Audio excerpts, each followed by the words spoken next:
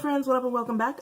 Today's video is brought to you by my apparent burning need to purchase everything Dior.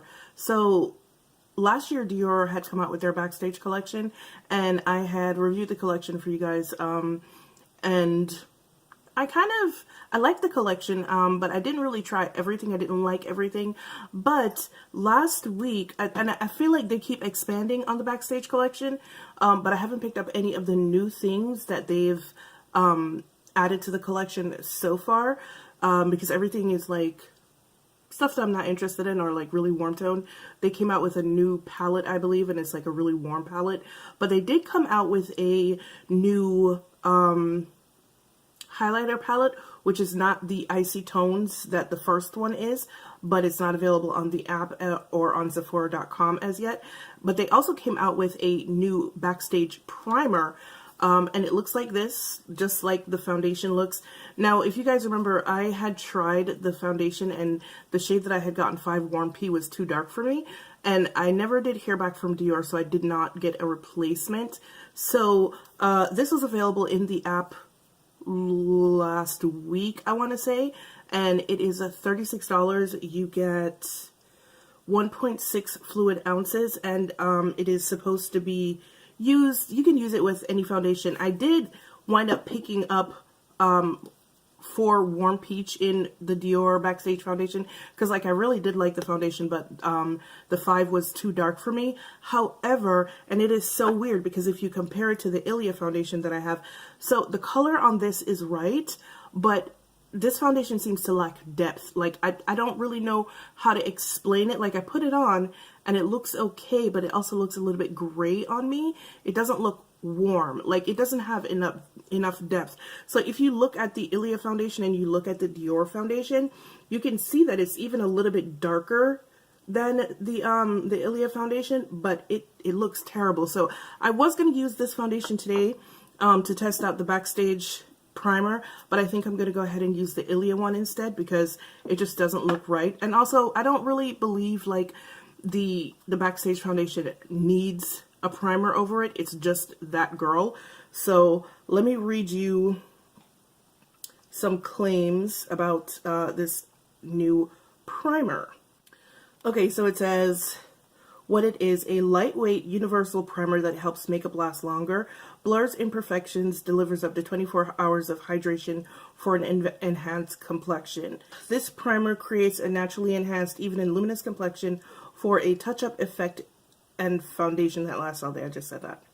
How to use. Okay, apply the primer after your skincare routine and before makeup, lightly massaging into the skin with your fingertips, paying special attention to areas of texture. Okay. For an advanced natural complexion, the primer can be worn alone, without foundation, to blur imperfections and to achieve a naturally bright and even complexion that appears more hydrated. For long-wearing makeup, wear the primer under foundation. Its texture blends seamlessly with the skin for a flawless finish and long-lasting hold. Now, I kind of squirted this out on my wrist, not my wrist, on the inside of my arm yesterday, and it's pretty interesting. It's a little bit peachy, very, very slightly like off-white peachy, like it looks like that. And when you rub it into your hand or you rub it into the skin, it turns into this velvety matte and it feels really good, or it did on the inside of my arm when I did it yesterday. So you guys know how I feel about my Ilia foundation. I love my Ilia foundation, man. I really do. However, any kind of exertion and she tries to go oily real quick. And I'm going out today, so what time is it? It's 12:15. So I'm going out today. I'm probably going to be out for most of the day today. So I want to see how well this this primer works with my Ilia foundation. Alright, so what I've done so far is absolutely nothing except for wash my face and moisturize it. I am also wearing sunscreen, so if I look a little bit gray or bluish on screen, that's what it is. But we're just going to go in right now. Ugh. And of course I dropped something because, you know, that's me. Alright, so it's said to pay special attention to areas with texture, which would be my cheeks mostly. It does have that Dior scent.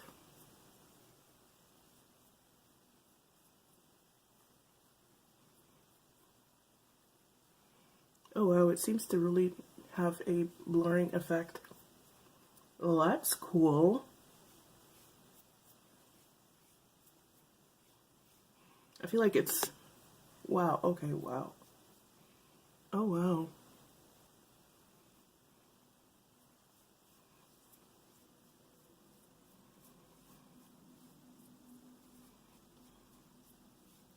And it still does have that velvety feel on the skin.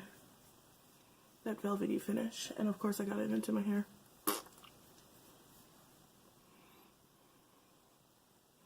So it looks like the, it does feel rather hydrating as well. So it looks like the NYX Can't Stop Won't Stop. When I use it on my face, this is what my face looks like. You know, very mattified looking, but it doesn't feel tight like that one.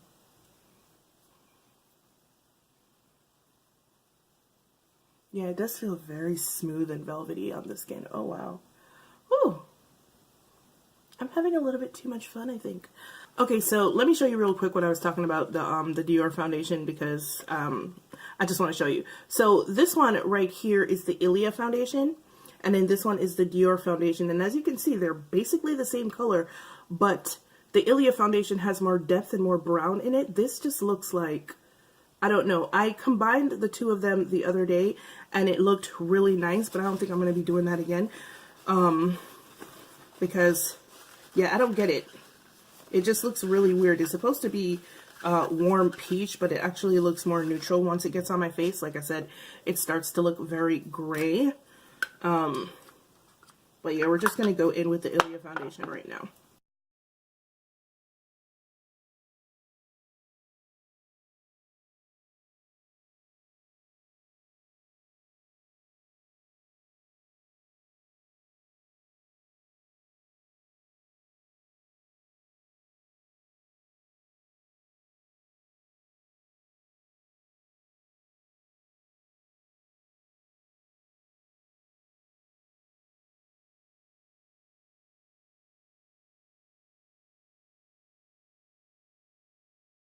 Alright guys, so this is what my face looks like with the Dior primer. I am going to finish the rest of my face off camera, and then I'll come back and give you my initial thoughts on this Dior Backstage Primer. Okay, see you back in a bit.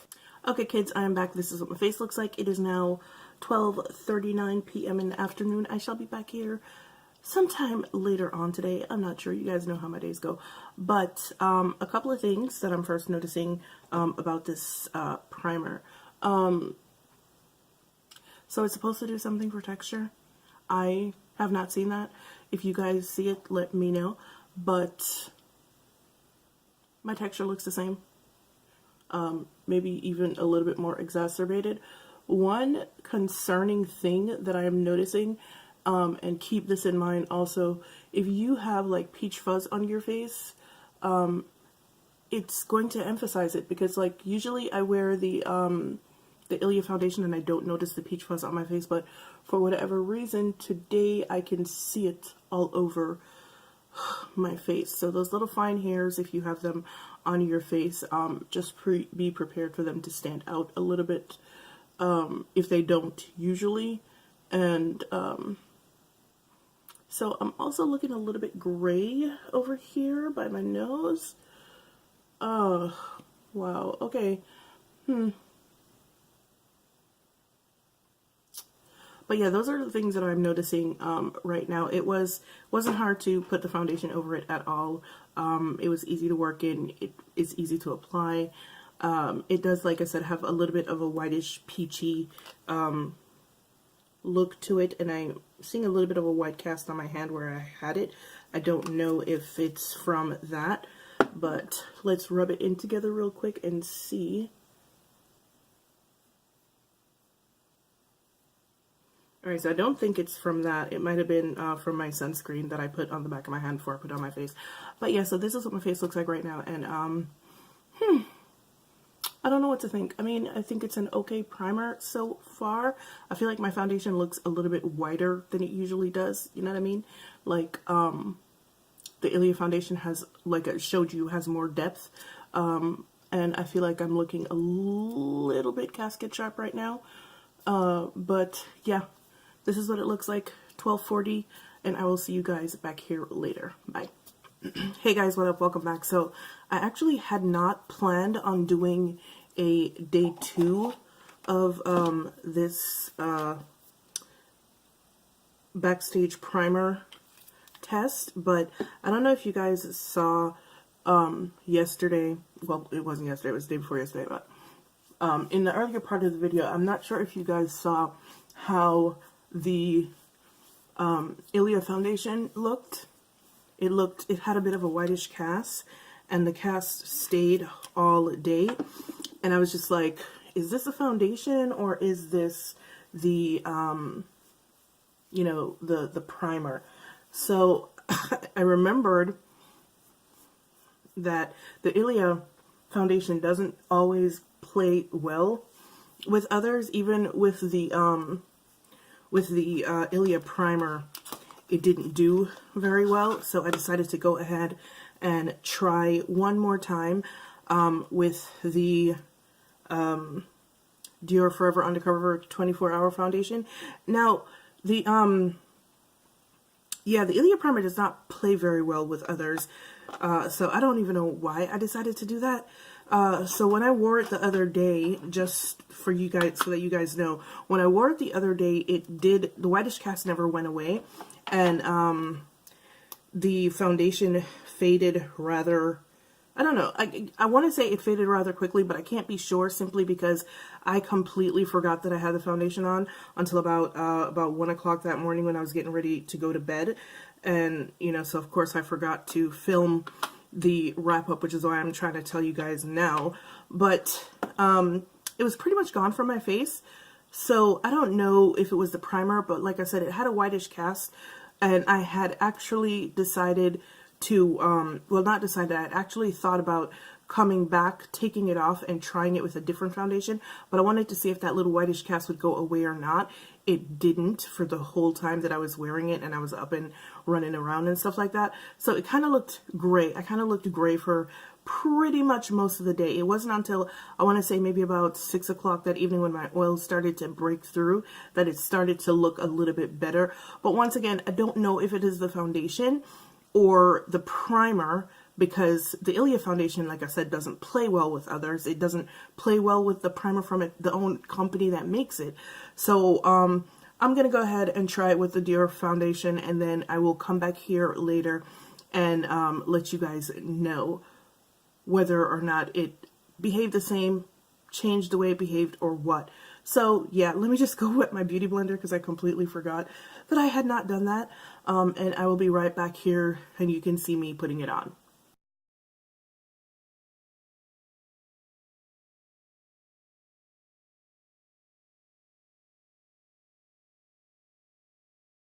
Already right out the gate, there is no whitish cast. So once again, I'm going to assume that it is the Ilia foundation that did that foolishness. But yeah, I will be back here. You guys don't need to see me put the whole thing on, unless something happens in between me putting it on and me coming back later. You don't really need to see it. So I am going to come back here a little bit later and let you know how everything held up. So I will see you back here whenever I'm done with my day. All right, bye. Hey guys, what up? I am back. It is now a couple of minutes to 8. Hey Google, what time is it? 7:52. 7:52 p.m. in the evening. I had put the foundation on, I want to say somewhere between 11:30 and 12 o'clock today. And I just came back because I really want to take everything off my face right now. You guys know normally my day would conclude at probably about 1 o'clock before I took my makeup off, but I just really needed to take it off. Anyway, so I spent the whole day doing work today, even though it is Sunday, whatever. But I spent the entire day doing work today. It is 86 degrees outside. The humidity is not that high. Actually, it's not very high at all. So yeah, it's 86 degrees outside. I spent most of the day, well, not most of the day, I was in and out of the air conditioning and on the patio for most of the day today. and this is what my face looks like. However, this is what my face looked like probably at about 2 o'clock. So, and this foundation, once again, I'm wearing the Dior Forever Undercover foundation. Usually, by the time my face starts to look like this with this foundation, I've already been wearing it for about 6 hours. So the primer made the foundation break down a lot faster, probably about 4 hours faster than it would. Secondly, the Dior Forever Undercover foundation does not transfer. However, I am missing bits here and bits right here on my forehead. I'm missing everything over my nose, which isn't kind of normal. And I don't know if you can tell, but do you see the bit of irritation that's going on my face? I think it is causing some kind of reaction, and I have a lovely white head right here. So, while it didn't give me the whitish cast that it did with the Ilia foundation, I think that's just the Ilia foundation. Like I said, it doesn't play well with others. This primer is not for me. It is causing irritation. It doesn't actually make your foundation last longer like it said it does. In fact, like I said, it made this foundation, which is budge proof, like, well, it's not budge proof, but it's pretty good. Like, you guys know, I wore this in the summer last year, almost every day in the summer, because it stayed in place and it didn't transfer. And this broke it down in like 2.5 hours. Yeah. And also, I don't know if you guys remember, I mentioned the peach fuzz issue. So what happened is the foundation started to shift and bunch up around the peach fuzz on my face, and it's not cute. It's not cute at all. It caused the foundation to go into lines on my face. Like, oh my god. Okay, so do you see that? Do you guys see this?